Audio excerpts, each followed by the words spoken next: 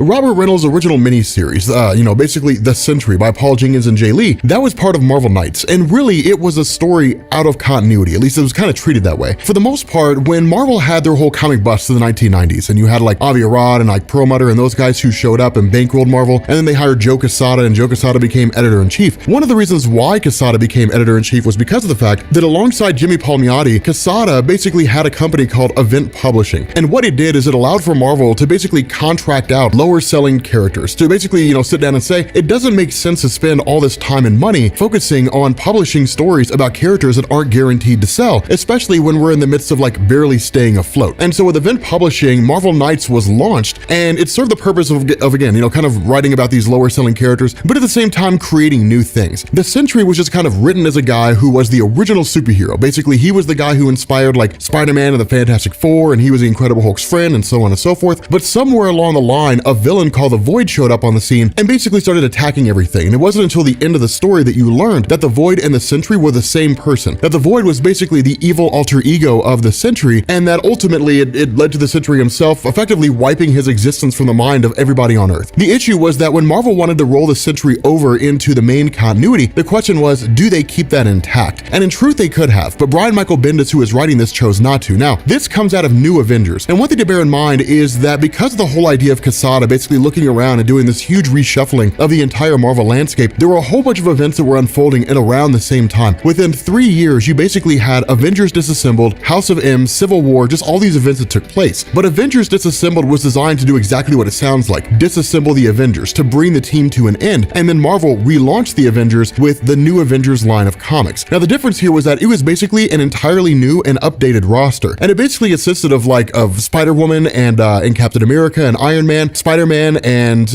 Wolverine, and I think the Sentry came on later on. I can't remember off the top of my head. So it basically says you don't really need to know anything about the Sentry in order to understand this story. But again, I do have a video, I think I have a couple videos on like the original Sentry story, which is it's like my favorite comic book story of all time. Like I love the way it's written. I love the way it's done. It's so fascinating to me. But this initially picks up in Nevada, and basically it kind of comes out of the fallout from the first story arc of New Avengers. Now, in truth, we could have covered that, but I just kind of chose not to, just because of the fact that with regards to the Sentry, he just kind of popped up. He was just there. And the whole idea of the first story arc is it was basically called Breakout, and it was essentially this scenario where Electro had been contracted to go into the Raft, which is a prison for all these various supervillains, and then shut the power down to the Raft, allowing everybody to escape. And there were some cool moments, like when Purple Man seized control of Luke Cage and tried to make him kill Jessica Jones and kill the other Avengers. But with regards to the Sentry, he just kind of popped up onto the scene. He grabbed Carnage, flew him into space, ripped him in half, and then disappeared. And that was it. It was a way for Marvel to say like, he's here now, and then follow up with this story arc, which basically gives us an explanation of what's going on with him. But again, the idea of the Sentry being here is that it's really the Avengers trying to figure out who he is, trying to understand what he's about. And it's kind of interesting because what they end up doing is bringing his wife Lindy in. Now, of course, Lindy was basically was a character from the original miniseries. The idea of the original miniseries was that the Sentry was kind of, at least it seemed like he was suffering from schizophrenia / multiple personality disorder. So not only did he seem to have two personalities in the form of Robert Reynolds, maybe even three in terms of like Robert Reynolds, the Sentry, and the Void, but it was also schizophrenia in the sense that he didn't know what was real and what was false. But the idea is that when they try to initially sit down and say, hey, look, like we're trying to figure out who you're about, they bring in Lindy and then they bring in Paul Jenkins. And that's kind of the funny thing about this is because Paul Jenkins wrote the original story. And the way that Bendis does this is really kind of intriguing here. What he basically comes along and he says is that Paul Jenkins wrote comics about the Sentry. Like he basically created the character seemingly out of nowhere. The idea that this guy, Robert Reynolds, acting as the Sentry is around creates a little bit of confusion because no one knows who he is and no one knows where he comes from. They just simply know that like he's there. Basically what this indicates is that the characters that Paul Jenkins created have somehow come to life in the Marvel universe, that they're walking around even though they really shouldn't be. But what ends up happening here is the Sentry kind of panics, kind of freaks out, continues to say, look, you guys are all doomed. The Void is coming. Like you guys are all screwed. You have no idea how bad you're screwed. And then basically just kind of takes off. But from here, it jumps to Robert Reynolds just kind of sitting in his home. Now, this is harkening back to the early days, to the original miniseries, because the way it originally picked up, Robert Reynolds was just like a guy who was there inside of his house, and the Void would visit him, quote unquote, and the Void would like whisper things to him and say things like, you're all gonna die, and I'm coming back and you've doomed humanity and so on and so forth. In the original miniseries, he believed his dog was the Void and was talking to him and struck the dog. So his wife freaked out and left because she couldn't handle his episodes anymore. But it was very much borderline on like what in the world was going on. Is any of this true? Is any of this false? It was really kind of cool. in terms of how that happened, but in the middle of all this, basically Robert Reynolds is met with a psychic projection of Emma Frost. And this is when we start to learn how bad things are. Because when it comes to like the superhero community in Marvel Comics, S.H.I.E.L.D. is very much like a monitor of Earth. They keep an eye on Earth and everything that's going on. The fact that the Sentry has existed was basically stuck in the raft. No one knew who he was, no one knew how he got there, and he had this incredible amount of power, really put S.H.I.E.L.D. in a panic mode, because the question was, how could we not know this? Like, how could we not be aware this guy existed? And so in response, what's happened is the new Avengers have basically assembled the veritable who's who of like the superhero community. Basically, some of the X-Men, not really all of them, basically like a handful of them, alongside like all of the new Avengers themselves, a full S.H.I.E.L.D. contingent, as well as the Inhumans, the Fantastic Four, Doctor Strange, basically everybody's here. Now this is Bendis kind of putting the Sentry on display. Here's the kind of power we're dealing with. If it was a person who was just of like passing curiosity, then it would have just probably been like Captain America and Iron Man, who would have just like knocked on his door and they would have had some coffee and sat down for a friendly chat. But like the heavy hitters of the superhero community in Marvel Comics showing up here and basically being like, we have to figure out what's going on, it's pretty intense. Because what ends up happening is that Robert Reynolds kind of panics and says, well, you guys all screwed up now because like the Void is here and you guys are all doomed. And that's exactly what happens. The Void shows up and like wrecks everyone. Like it is, see, that's why I love the Void. If the Sentry is written right, he is a wrecking machine. He's an absolute demon. The problem is that Marvel never really knows what to do with him. So he's just kind of thrown into a story and then he's there for a little while and then that's it. But like how he's on display here, like this giant fiery figure who looks like Surtur and is like, look, I'm the bringer of destruction and you're all gonna die. Like that's exactly how the Void should be done. Just like this immutable, almost indestructible figure when it comes to just like absolute power. Because you're talking about a being whose power is limitless. So I mean, the most we've ever seen in terms of like the Void being this, omnipotent, indestructible being came in the What If story we did during Siege, when Norman Osborn had basically taken over S.H.I.E.L.D. and like launched an attack against Asgard, and like the Void basically killed everybody and then took off into the universe to kill everything else. So I mean, that's about the extent that we've seen in terms of like the full unbridled power it possesses. You can't really take a character from one universe and compare him to another and say they're basically the same just because things are a little bit different, but the fact remains here, this goes exactly as you would expect.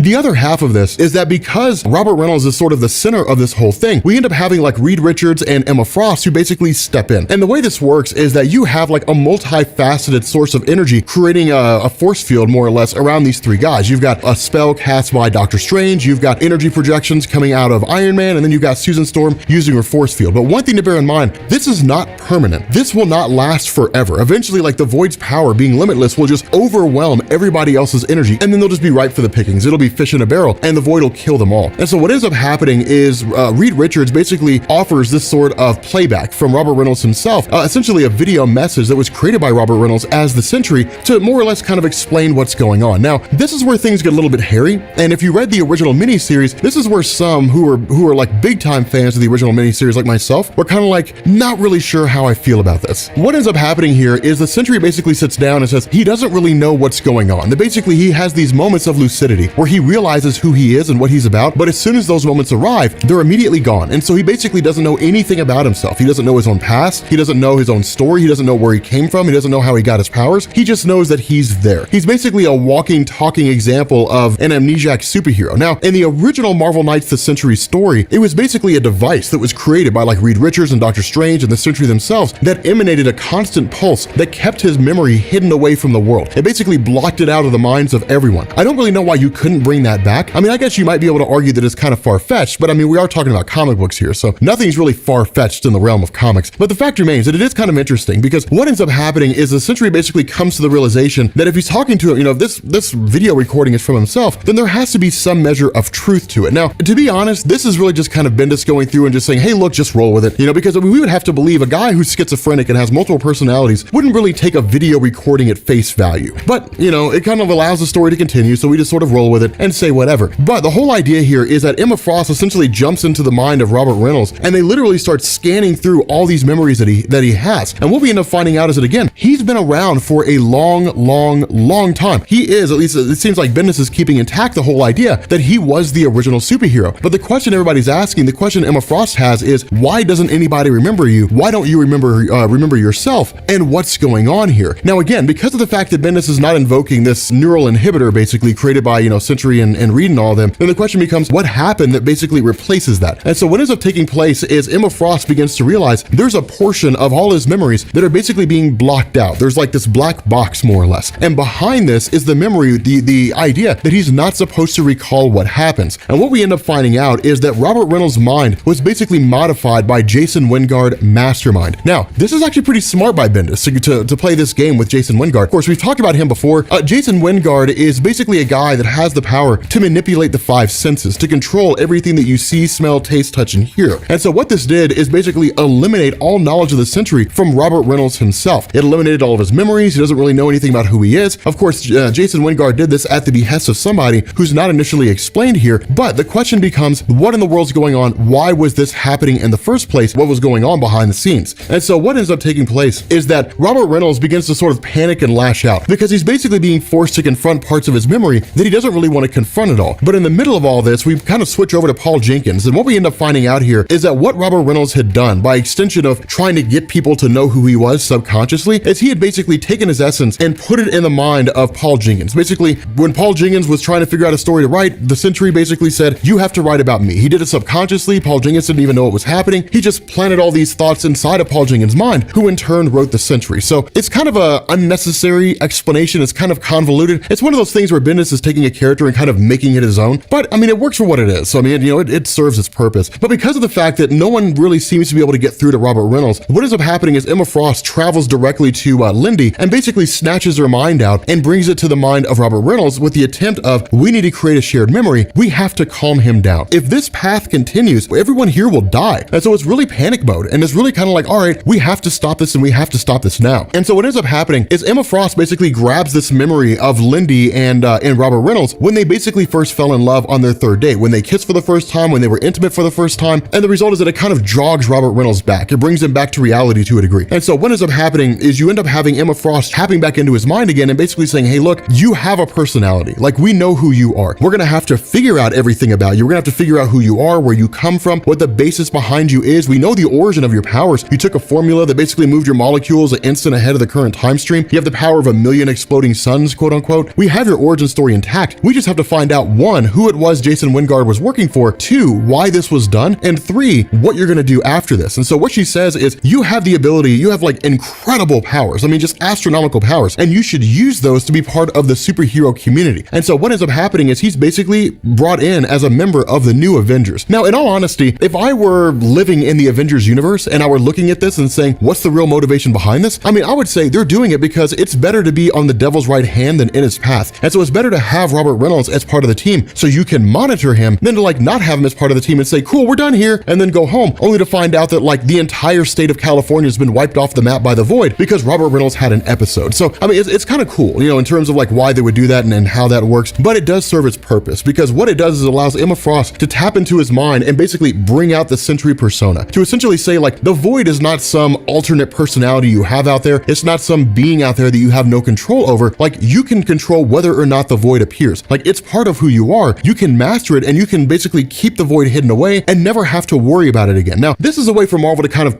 toy things and basically say, hey, look, like the Sentry's here, but who knows when he might freak out and become the Void again. That's kind of what Marvel was doing with this whole scenario, and it works. I mean, again, it serves its purpose. It does fine. But basically, he becomes a member of the Avengers, and that's how he's inducted into the new Avengers team. Now, following this and going forward into the future of Marvel Comics, the Sentry was just kind of there. He was just a guy. It was almost like a squandered opportunity. Like, you had this really, really cool character. Marvel could have told some fantastic stories that dealt with like schizophrenia and multiple personality disorder, but he was just kind of taking a character that was created as part of Marvel Knights that was rolled over by Brian Michael Bendis, probably at the hands of Joe Quesada, and then no one ever really did anything with him anymore. He was just kind of a background character who would have like some highlight moments here and there. That was really about it. But with that being said, guys, we're going to bring this video to an end. If you are new here to Comics Explained, make sure you guys hit the sub button to become part of the Rob Corps. If you guys enjoyed this video, make sure you drop a like, and I will catch you all later.